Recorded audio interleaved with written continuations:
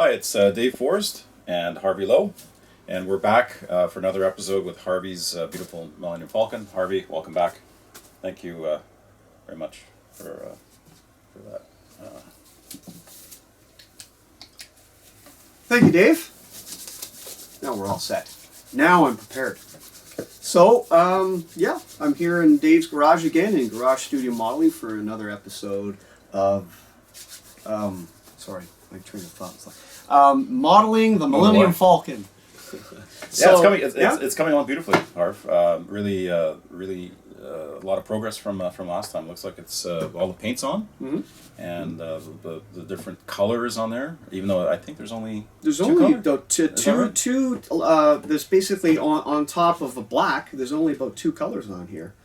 Three. Sorry. There's a primer black. And then there's a base of beige and white, as I talked about the mixture last time. And then that last time I did a highlights of white, and that's it. It looks like there's a lot of colors. Yeah, it looks like there's more colors on there than just the two. Now, I know you only do armor, but I remember seeing you're working on a Star Destroyer. Is that right? Star Wars. You're working on a Star Wars model. Well, I did the small little Super Star Destroyer. Yeah. So a lot of these techniques, as you guys know, can be applied. Even though this is a science fiction model, they can easily be applied. Yeah.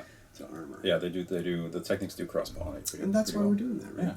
Yeah. Okay. Yeah, you learn something new when you do a different subject. Right?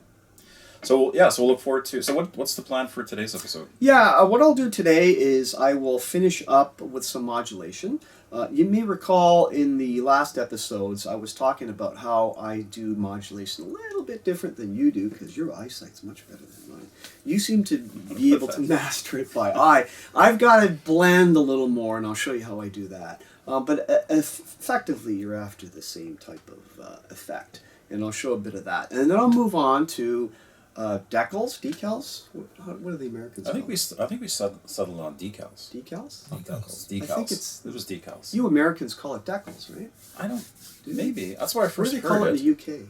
I don't know. Decals. Decals? Not decals. What is it? French is decalé? The decal? Decal? Okay. Well, decals. We're in Canada, so I don't know. I don't even know that. So I'll talk a bit about that, and I'll go into a bit about the use of the gloss that I'm going to be applying here, which I'm going to be talking about future. Okay? Great. Well, we'll look forward to you carrying on. Thank you, Dave. Okay, you can see what we've done so far, and just to cover off, the last application of color that I used was a pure white on this model. And you can see that I'm random. And again, I mentioned earlier, I'm not a Millennium Falcon expert, but I was after the randomness that appears in the movies, and you can see here on the instruction sheet. See here on the instruction sheet, you can see they're using different colors here, right? I don't know if the reds are supposed to be there for the version, but they supplied decals for that. Decals, and I decided to use them. Now, for you guys that have heard the technique of the hairspray technique, you could supplant these with a hairspray technique in red, but I found that the decals were fine. So what I did was I was after this technique here, but I was much more random than what the instruction shows. What you can see here is that some panels were left in the original base of beige and white. You see here, they're a little bit more beige. And then I just took it over some pure white, and I just went over pure white. Now what I'm going to do is there's some areas of the model that I think are a little bit too much contrast, and I'll show you how I blend them back. And that's what I was talking about, the techniques that I use in modulation. But quick thing, when you're doing modulation, make sure that you choose colors that are somewhat complementary, but you're after a lot of contrast. Because after you apply filters, washes, oil mapping, and all sorts of blending with fur to airbrush colors, you will lose this after the weathering process. It's always better to have a lot more contrast before the weathering process begins. Furthermore, you can see that this model has some areas that are a little bit darker with more black showing through. So really, the only colors that I added outside of the underlying beige and white and pure white were only those two colors on top of pure black. It looks as if there's a lot of tones in here, but you can control the colors of the model. Some are darker, some are lighter, by purely moving your airbrush further out for a lighter appearance or further in, and I'm using that to portray even further tones, even though I'm only using 2 colors. I hope you follow that. If you want to ask me some questions in the comments, I can easily answer them. So without further ado, now that I've done this, I'm going to show you how I do modulate to bring some stuff back in line so that it's not as glaring, and then I'll move on to the gloss finish. Okay, so I've got a bit more of a beige color loaded in, a little bit more beige as opposed to white. There's no formula to this. It's really your artistic eye. And Dave and I were talking the other day in the car on the way to a hobby shop that you may learn all these techniques, but it's your application as an artist that really makes your work different than others. We all can learn about the theory of using washes or hairspray technique, but after a while, it's your own eye, right, Dave? Yeah, very much so. Right? I think it's developing an eye for what looks right, yep. and knowing when to stop too, right? Yep, knowing when to stop. Okay, so I'm actually pretty happy with a lot of the contrast here, but let's say there's some areas that I want to blend together. If this is now using the beige, now you can see that it's going to be hard to tell, but I'm really far back. And this is what I was talking about, that I don't think, Dave, you use this technique. You just go by eye. I get in close. I don't diffuse. Right? You don't diffuse it. Yeah. That's the term. That's a good term. But as I'm doing this, I'm actually fusing the white now with the beige because I just think it's a little too much. But be careful. Don't go too deep in this where they're all the same, because then you've lost these. And that's the same deck tan? Like, that's not... Same deck tan. Just straight out of the bottle diluted? A little bit more white in it. But again, it's up to your eye. If you actually want more tan, then you add more deck tan, right? It's... But I wouldn't go over these areas with a deck tan because I kind of like that black contrast in the depth there. I'm just going to do this area because I think that it's a bit too white there. So you're just kind of blending very lightly, trying to reduce the contrast between the lighter panels and the darker ones. Yes, and then you can play even more. So let's take another piece, part of the plate that's white. Then you can actually go in and go in 10 in the center. Just knock that one plate knock down. That one plate down. Yeah. And now it's a reverse. Before it was the white over the beige, this is the beige over the white. And it does give a slightly different effect. So then what you're doing is essentially you're adding many different tones to the model. And I believe that when you do this, the model should be telling a story in different parts of the model to draw your eye in. The subject should be interesting to look at and not monotone. Yeah. Right? Yeah, I fully agree. And I know that your BT7 is coming along really nice.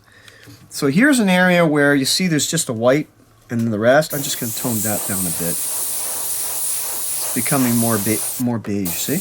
And I can even add beige over in these dark areas. A lot of beige. Now you're going fast with the airbrush. If you let the airbrush stay in one area, you get puddling. If you're going too close, you get puddling. If you want to pull back and blend and modulate through, I like your term, diffusing, then you're back here. But that's doing the whole thing, and I wouldn't do that too much unless you want all of this area to kind of look the same, because you'll lose it during the weather. And how do you... sorry, what's the thinning ratio again you're using here? Now this time the thinning ratio is about maybe 60% thinner to 40% paint. I find that's a good question. I find with this layering technique, I'll call it layering, your paint's pretty thin, right? Your base coat that I used originally, which was 1 part beige to 4 parts white, was a little thicker, maybe 50-50. Now I'm going lighter because I don't want the paint too thick. And the 50-50 is what you would normally mix up in painting? That's what I normally do. Yeah, it's when I use this layering and modulation. I don't know how you did. You thin your subsequent layers in filtering, Dave? With modulation with thinner mixes. Slightly thinner, but I'll probably start it like between 50 and 60% thinner, right? And then kind of thin further from there. Oh, okay. Yeah. Okay. Yeah, I see. Slightly. Yeah. Now, you notice that the black is showing through, and it's giving you panel lines. Now, I'm not going to do it on this model. Maybe we'll do it on a future model. What you're doing is you're kind of letting that black act as a pre-shade, right? You can look at that. Yeah. You could do post shading like this. It depends on the subject matter. I find that on this model, because the palette's so large, I want the black as a pre-shade. But if I'm building an aircraft, I don't mind doing post shading. And you can post shade something like this, but there's a lot of work with lines. So you have to really decide whether you want to do that. And if you're going to post shade this, let's say the other way, this way, by doing these lines after your base color, I like using Tamiya Smoke. You thin the Tamiya Smoke, and then you just go over it, right? But in this case, I don't need to do that, and I'll show you that technique. I guess you just have the option if you want to, like, if you go too far with the paint and you lose that effect that you have with the black underneath, you can always go back over it. Yes, absolutely. Right? As a way of recovering, or absolutely, Dave. And that's what's good about the term layering. You're going back and forth. A model is not base color, highlights, dark, wash, filter, dry brush. I kind of go back and forth. The dry brush might come in a bit a different stage than the others. Yeah, because I used to be like this. I used to take comfort in the fact that there was a formula. But you're right. Once you get comfortable with it, you go back and forth, and you can correct if you miss something, or if you want to, you make a mistake. That's right. We always make mistakes. Yeah. Now, I personally make less mistakes than mostly everybody because I'm, I am who I am. Well, you're Harvey Lowe. Well, you said that, not me. Sorry. Modesty is a good tribute to have in the hobby, by the way. So you can see why the paint is very thin. See, I'm just missing. There's not a lot of modesty in this garage. It'll be a modesty when I screw up on this thing. All right. All right. You see the effect? There's a little bit more beige here, a little bit more. I just want a little bit more contrast. Okay? And then I'll do a little bit more off camera and finish up, and then I'll start with the gloss. But just sitting here off camera, off camera, just looking at that bottom quarter panel there, like I can see the difference between that and maybe the one opposite. Yes. Because you've worked, I can see that that's actually blended better now. It's blended. Really sometimes maybe you don't want this as much, then you can diffuse it. There's the new word I learned today from Dave Forrest, diffuse. Yeah, it's coming along nicely. Okay. All right, beautiful. And next on to the gloss coat. Okay, we're back. Now we're going to apply a gloss coat. Now, why are we applying a gloss coat? Because gloss coats are necessary before you put decals on. It gives them a nice grip. And what one option to use is this stuff, this Pledge. Now, it's available in Canada and I believe the U.S. And this is the future stuff.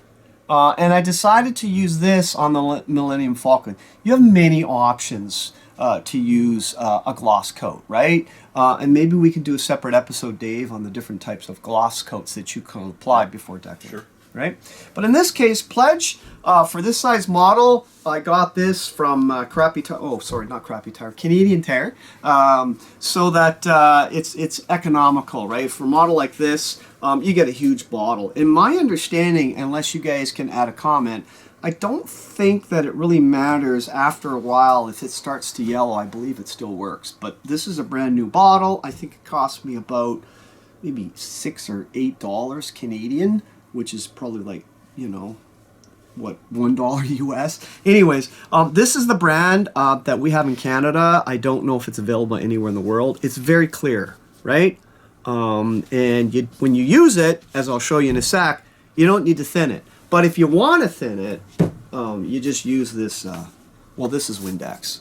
In Canada, we're multilingual, so it's, what do you call it, a net and Yoant AV trays? What is it? Nettoyant à vitre. Yeah, that's what I said. Okay. Close. Yeah, so you use Windex to thin this, okay? So, but you don't need, you can use this to clean your airbrush.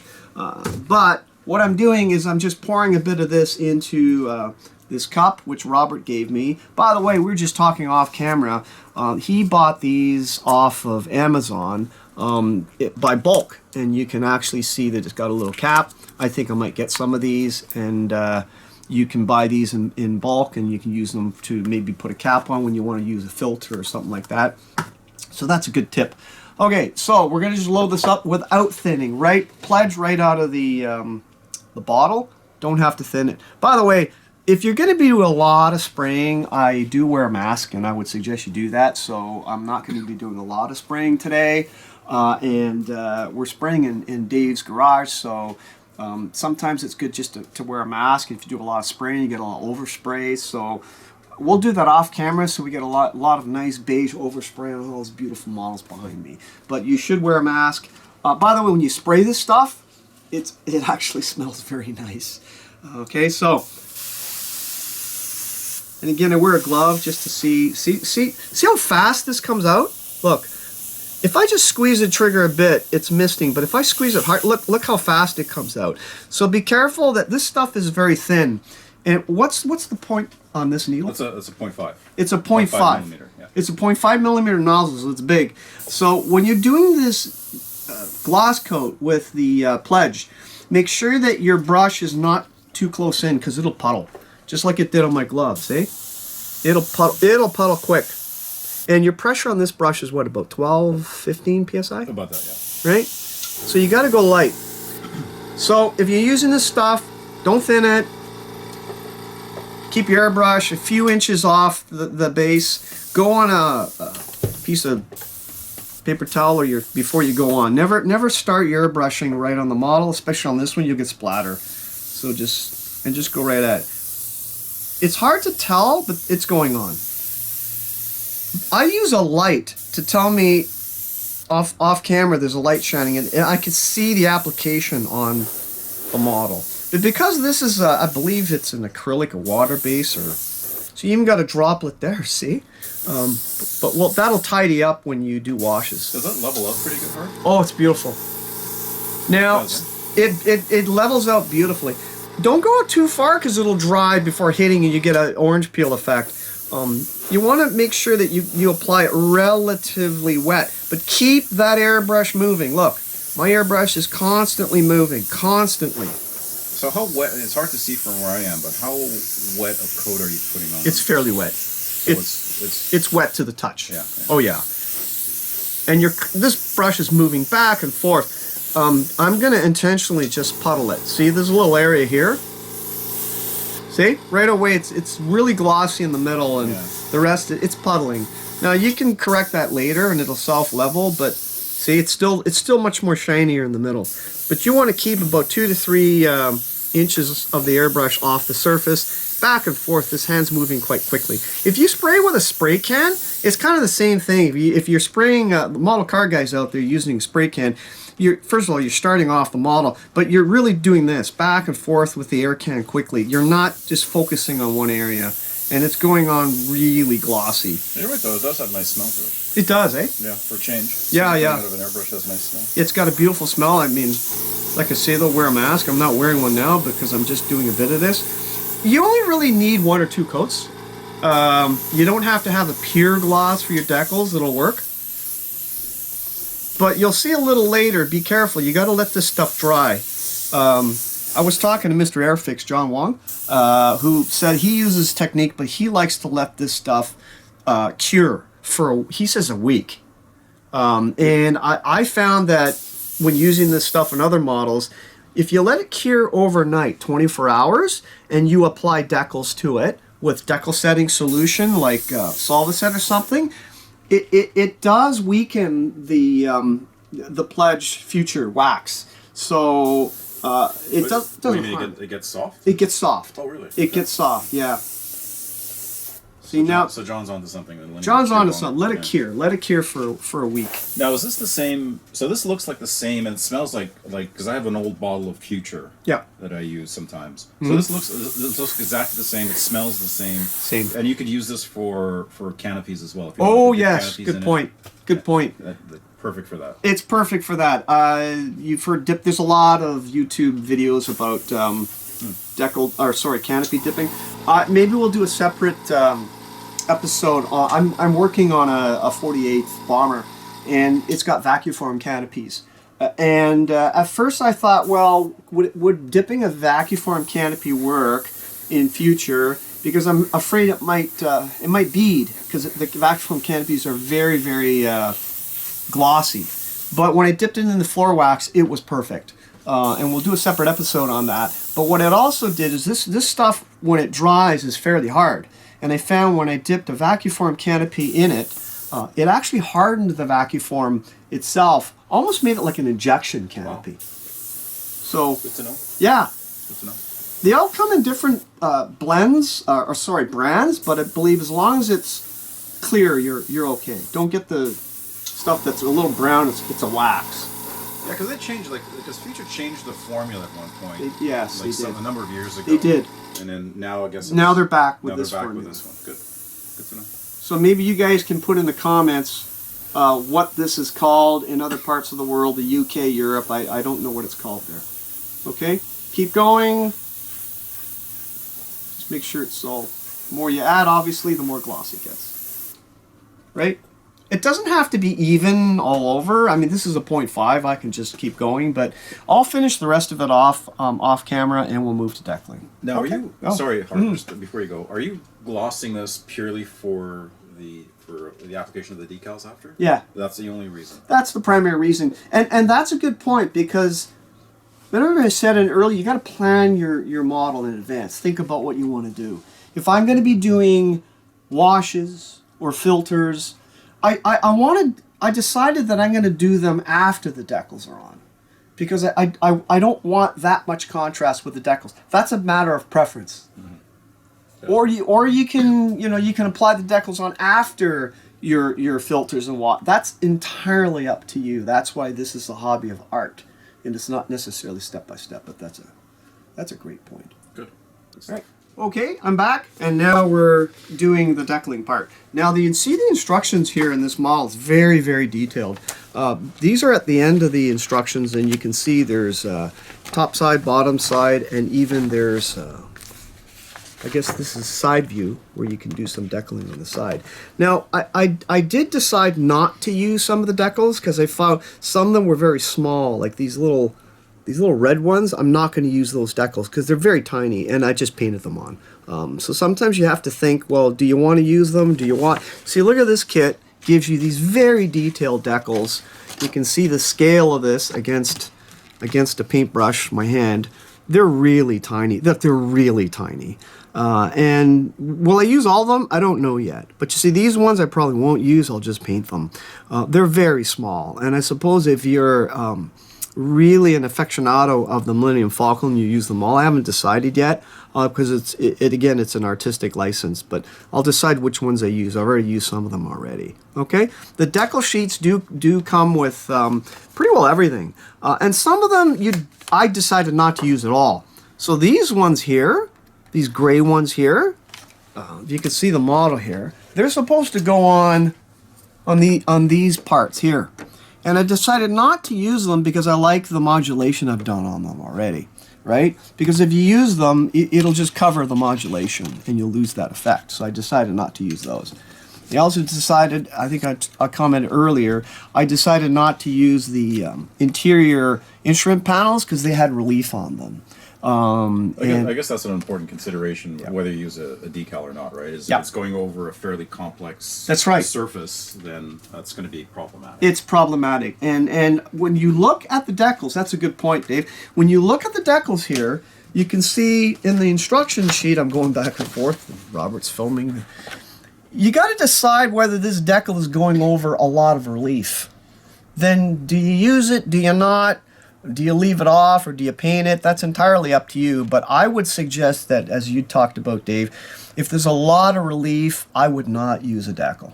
Because then you'll have air bubbles trapping. It's a pain. Right, and then it doesn't really look good. So the other thing that I think to keep in mind too is with these Bandite kits, because they're meant to be, like you said, snap together. Yeah, and they're snap tight kit. People don't paint them, and the decals are provided for the, like if you're painting it, then there's less incentive potentially, right? Exactly. For some of them at least. For some of them, but this one is really, kit is really for a master, well, an advanced modeler.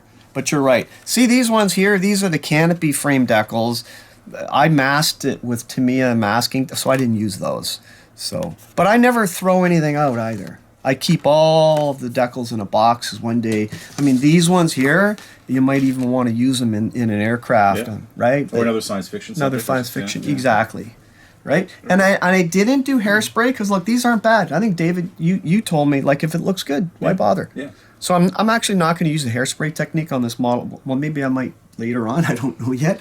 But it depends, because I think those are taken directly from the studio model, right? So if you really want to make a replica, right. like if you do the hairspray, then you're it's a little bit random. It is. Right? It is. And this might look a little bit more realistic in certain cases. True. But I mean, those are pretty nice. I think they're fine. Yeah, they're pretty nice. And we'll apply a few. Now, this is with the gloss now applied. Now, I've only let this dry for just maybe 10, 15 minutes. Now, if I touch that and I press down, it's sticky.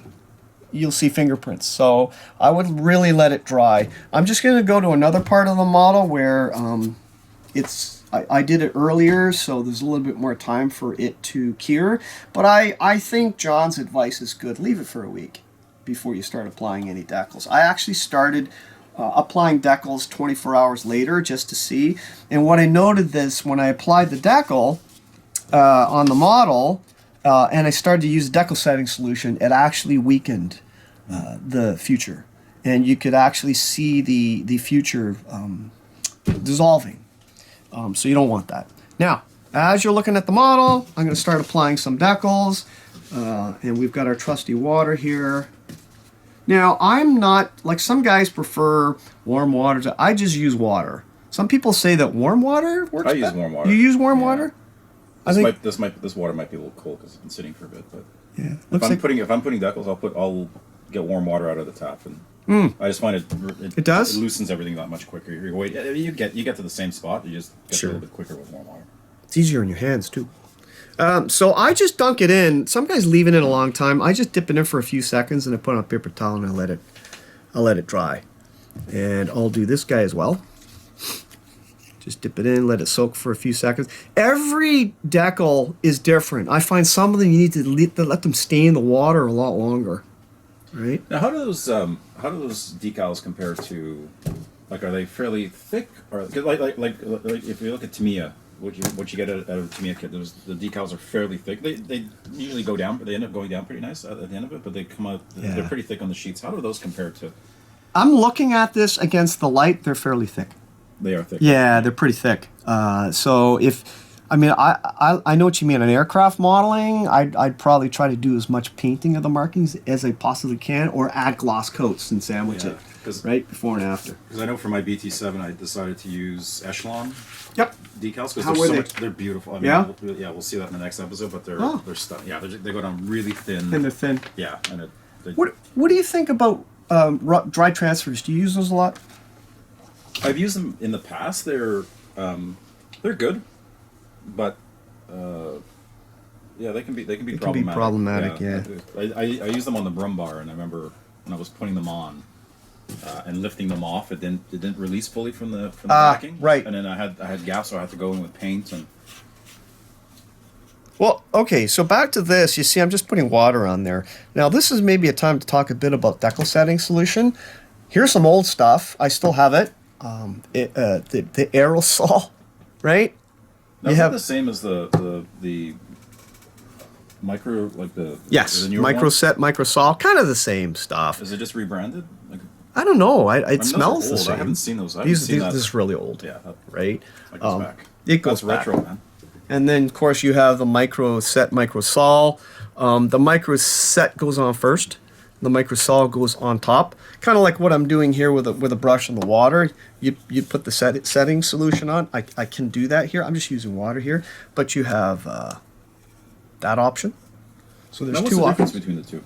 The Microset Not much. And Microsol. Oh, this is supposed to help the decal set before you put it on, right? Like I'm doing here. So I've put some water on there because going on a dry surface, I'm worried about air bubbles. So you put this set on to kind of minimize, at least that's my thinking. So before you put the decal. Before you put the decal on, yeah. Decal. You can see we're Canadians, so one French. You're from Montreal, right, Dave? Well, that's not your fault. But I'm from Toronto, so there we go. So then this stuff goes on top. Then you get these Mr. Mark Softer, and there's Solvaset. Now these don't have the set and the top. But they're more severe. They are. Solutions. They stronger solutions, aren't they? Always test your decals because you don't know how they're going to react. This stuff is really potent. I think there's vinegar or something in there. It's just what I smell it.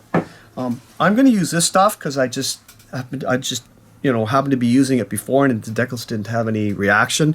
And because there's a lot of relief here, I decided to use this stuff. This stuff, though, will soften the future. So do let it cure before you use this stuff. So there's a direct proportion. Yeah.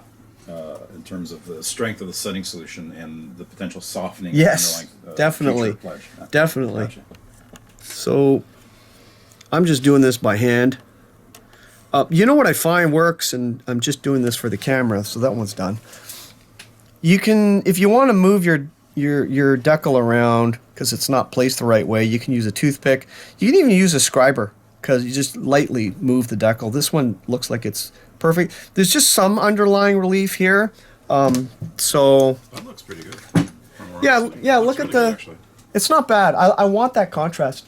So by the time I I'm going to put a gloss coat over the decals, and then I'm going to do the weathering. And we'll talk a bit about weathering process in a subsequent episode.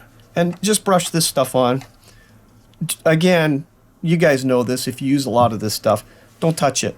It's going to bubble up. It's going to move around. As much as you may want to. As much as you want to. Don't touch it. Don't touch it. Just leave it. Many times. Yep. I find that I would leave that on for an hour and then come back and see where there's other areas that you need to apply more. Reapply. You can poke it with a sharp object. Well, this is probably too big, but with a pin where it's not settling, and then apply more of this stuff. Just one coat's fine. Let it set.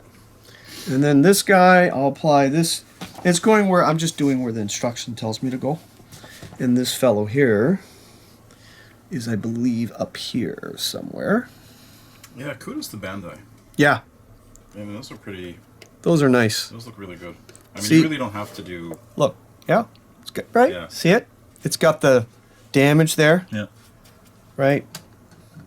And, Good, easy way of getting... Yep.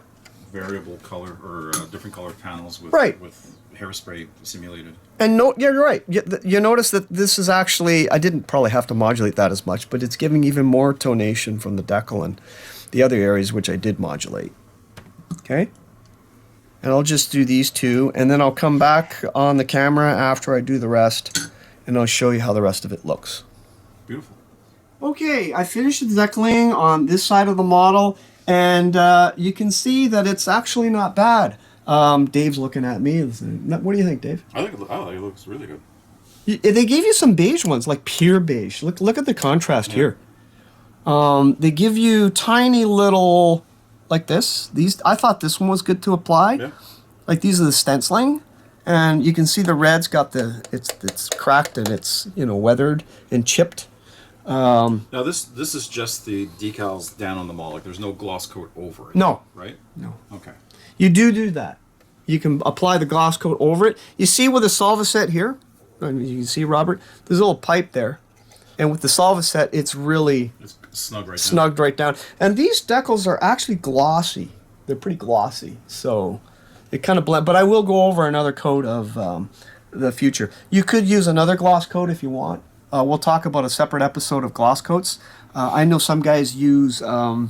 Jerry Brennan, who's master aircraft modder, he uses the Tamiya X22, I believe. Yeah, the clear. Yeah. With mixed with leveling thinner.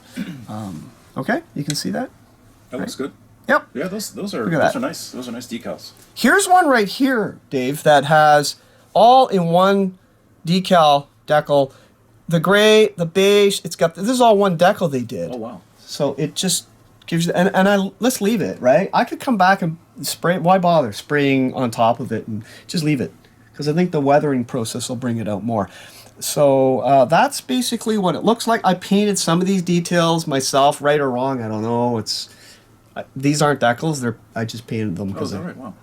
Now when I do that, I want to do a little yellow here, a little here. It's kind of all over the place. It's random, but there's some sort of pattern to it. They're not over on one side. Here is basically the... by the way, there's the cover. I'll talk a bit about the wiring later. This comes off so you can turn on the lights. You can see here, look, these are decals. See, they're very small. Right now, these ones here, I had to cut them in half because it's hard to slide under this piece. Now, you could put the decal on and then put the part on, but I think that's a lot of work. So I decided to cut the decal, apply this one. It comes as a whole one on the sheet. And they kind of meet. Yeah, they meet underneath this detail. Okay, so that's what it looks like so far. And I guess the next step, which we'll show, is the, I guess we'll go right into the weathering process on top of this, because I'm pretty satisfied with the modulation. I'm satisfied with the decals, and we're ready to go with weathering. Okay, I just want to make a note on this model, which I think is cool. Is look at this. Ready for this, Dave? The gun moves up. Everybody, okay. Move up, go left, go back, go down. Isn't that fabulous? And I want to make sure that I have all the moving parts, and that I think that's cool about the model. But seriously, if you're doing this, make sure that you have a sequence of assembly where you're still able. See, this is glass underneath, right here. So it's all masked off. Right. You don't want to install this and then mask in there. So you got to be careful about your sequence. You do that first, and then you install the gun on top. And again, this is a snap-tight kit. Allows you to do that. Bandai's amazing. Amazing, eh? Yeah. Incredible. And the radar dish will go there. I've left the black here intentionally. And now that I'm satisfied with the airbrushing to modulate the model, I'll go to hand techniques to further the weathering process, where I know, Dave, you said that's where the fun starts. Yes, that's where, I mean, it's come to life, but I find when you start putting a wash on there, that's when things really start to pop. Absolutely. And come together. Yeah. Absolutely. Okay, so we'll be back with the weathering process.